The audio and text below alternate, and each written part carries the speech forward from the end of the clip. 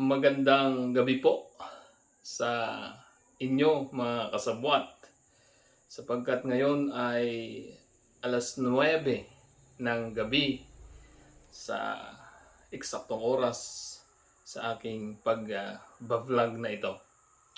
Gusto ko pong kausapin kayo ng personal sapagkat ang nais kong pag-usapan natin ay tungkol sa aking karanasan bilang isang newbie or baguhang content creator or YouTuber. Sapagkat ngayon nga po ay 3 buwan na po tayo, November 26 to February 26 ay 3 buwan at ngayon po ay katapusan ng Pebrero. So higit 3 buwan. At may mahalaga akong natutunan na hindi ko po natutunan bilang isang guro, bilang isang estudyante, at bilang OFW na natutunan ko dito sa pagiging YouTuber. Nakatatak ng maigi sa akin ngayon ang mga leksyon or mahalagang mga realization sa aking buhay. Dalawa po ang nais kong i-share sa inyo.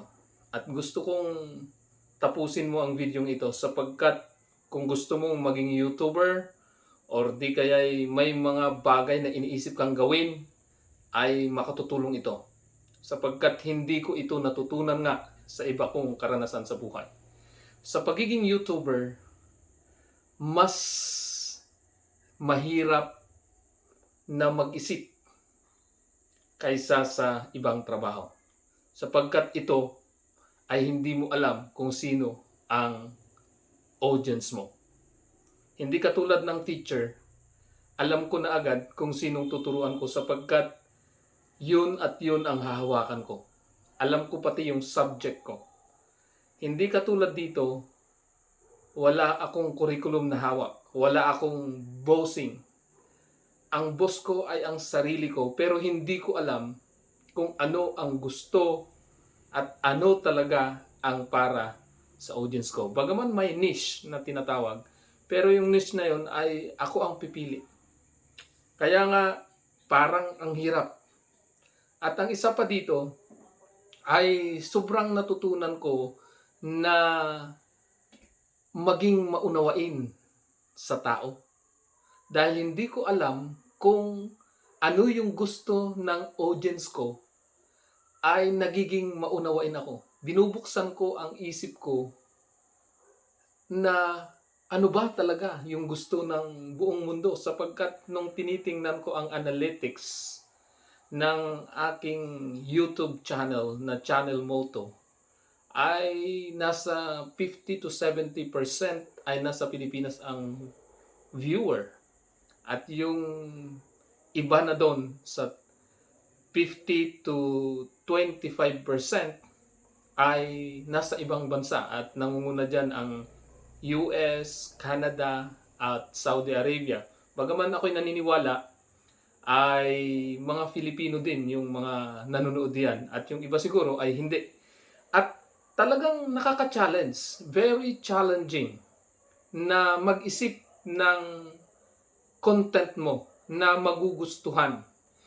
Nung atin pong ginagawa ang ating mga video, sobrang lalo na yung mga naunang mga video natin, ay pinag-isipan ko yan ng ilang araw, inedit ng ilang araw, tapos ang resulta ay kukunti ang nanonood hanggang sa ngayon. Yung iba doon ay hindi pa umabot ng 100. Kumbaga pinaghirapan ko pero hindi siya napapanood.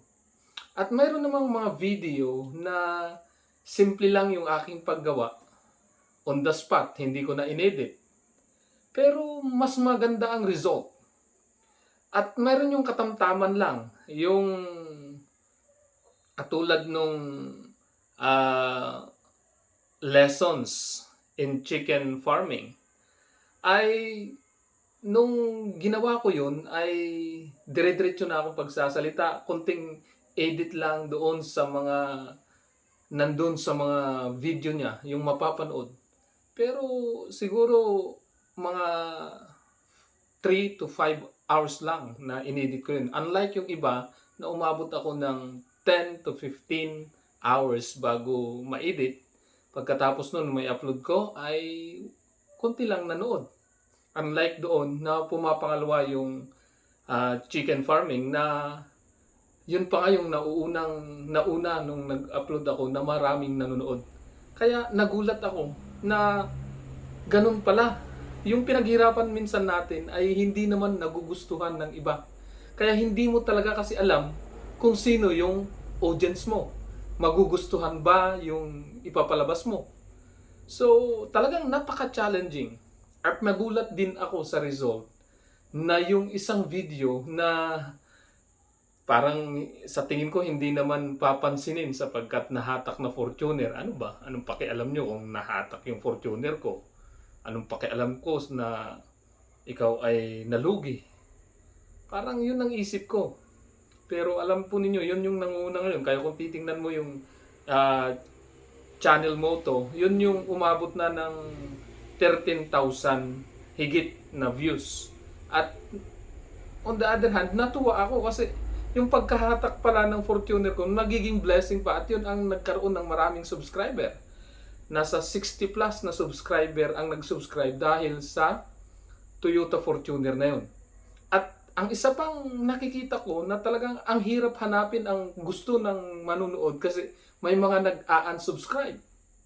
So talagang hindi mo alam ano ba talaga kasi yung gusto ng audience mo. So yun yung unang-unang lesson na nakuha ko. Hindi ko alam ang gusto ng audience ko. Pero sa sarili ko, alam ko yung gusto ko. Pero hindi ko pwedeng ipagpilitan yung gusto ko sa ibang tao. Kasi hindi mo pwedeng pilitin siya, ito ang gusto ko, ito ang panoorin mo. Hindi po eh.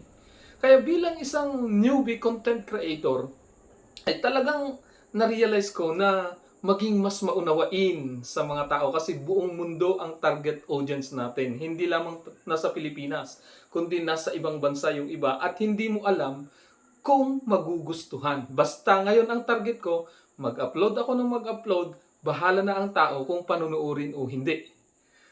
At nung una, ang target ko ay once a day. Kasi sabi ko, pag rami ng ma-upload ko, pag rami ng view. Pero parang wala din. Kaya naglaylo ako nung bandang kalagitnaan, lalo na po nung pa-January na.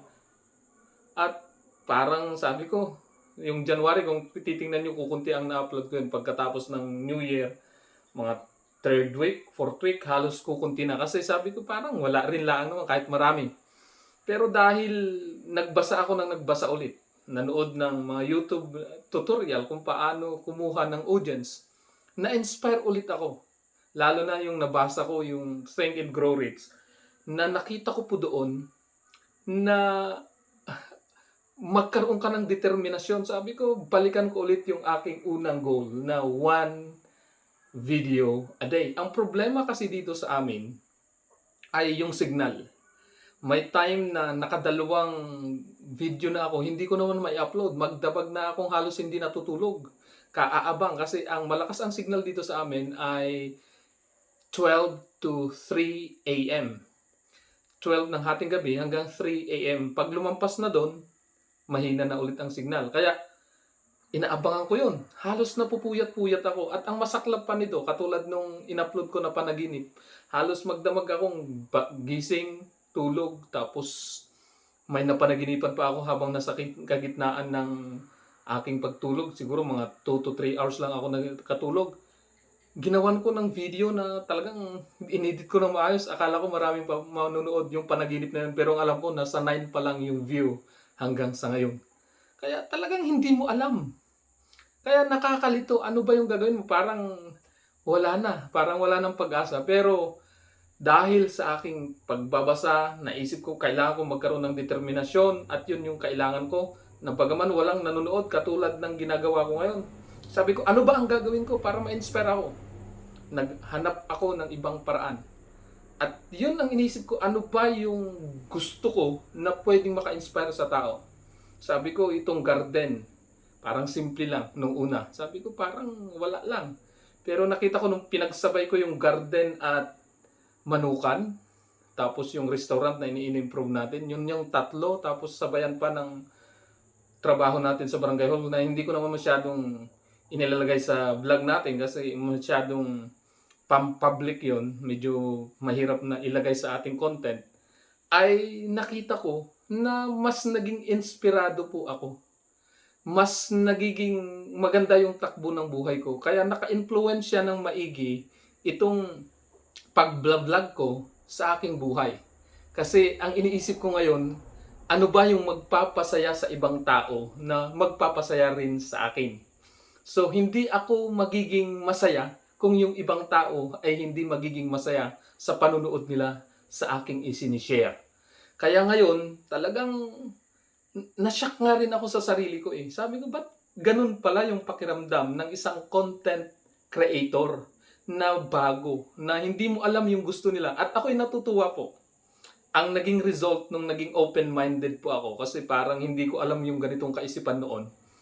Pagdating ng Pebrero, nung sinimulan ko ng mag-vlog a day ulit, at siyempre gusto ko makagawa ng marami para ma-vlog ko araw-araw. Sabi nga ng misis ko, araw-araw na lang binibidyoan mo ang ginagawa mo.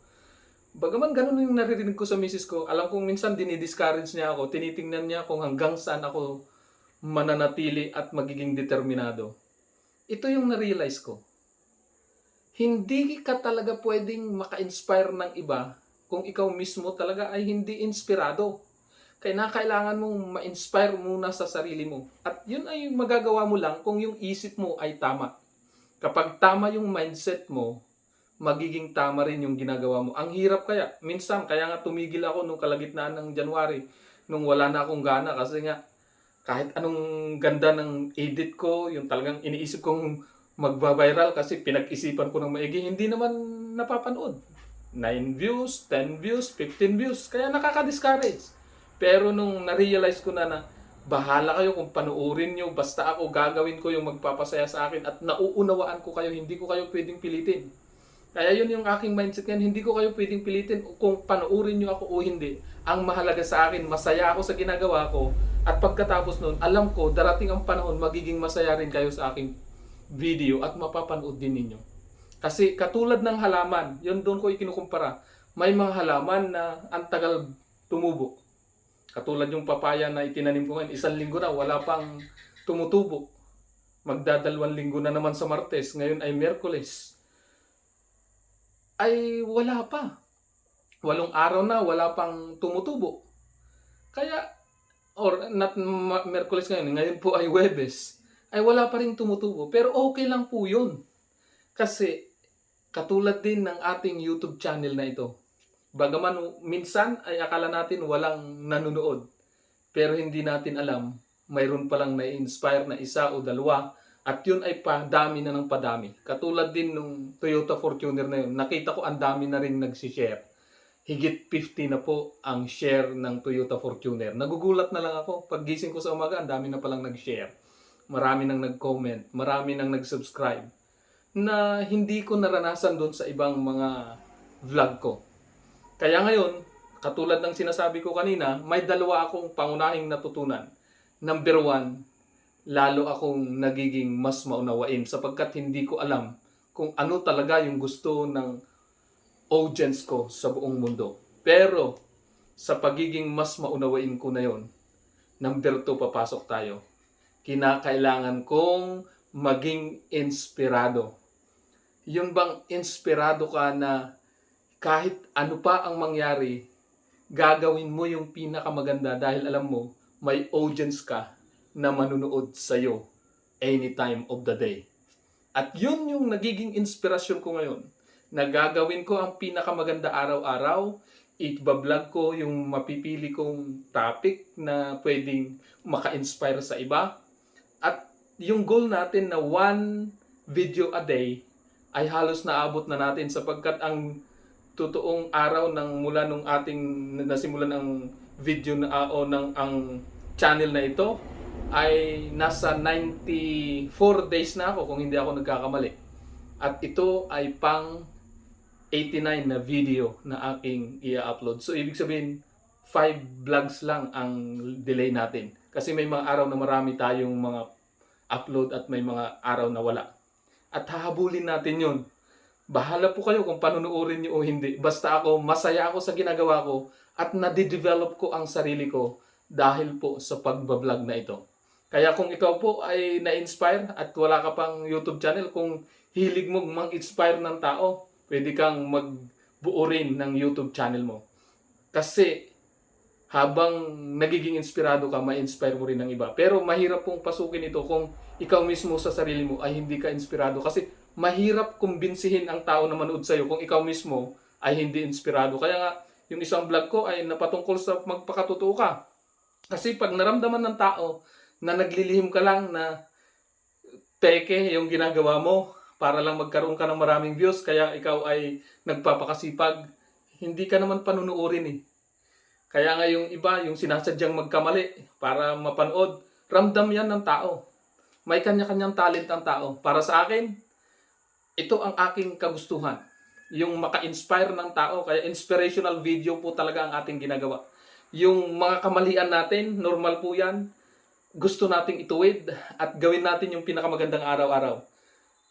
Ang talagang target ko po kung bakit may YouTube channel tayo ay upang hikayatin ang bawat mga viewer natin, bawat subscriber, na gawin yung pinakamabuti. Hindi ko sinasabing mag-garden kayo, mag-farming kayo, or mag-resign sa trabaho. Basta ang ating target ay maka-inspire po tayo mula dun sa gusto nating gawin.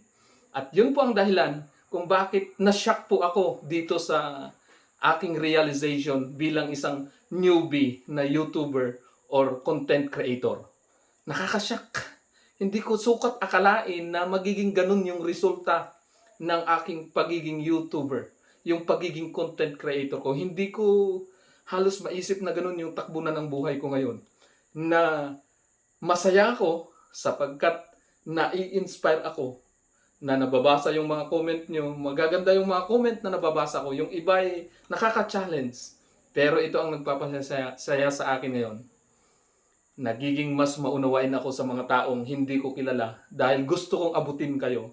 At ang pangalawa, kailangan kong maging inspirado upang ma-inspire ko rin kayo. Nawa, ang video na ito ay makatulong sa iyo. Pwede mo i-share kung gusto mo. At kung ayaw mo naman, mag-comment ka sa baba. Okay rin po. Pero kung hindi naman po, ay okay rin lang po.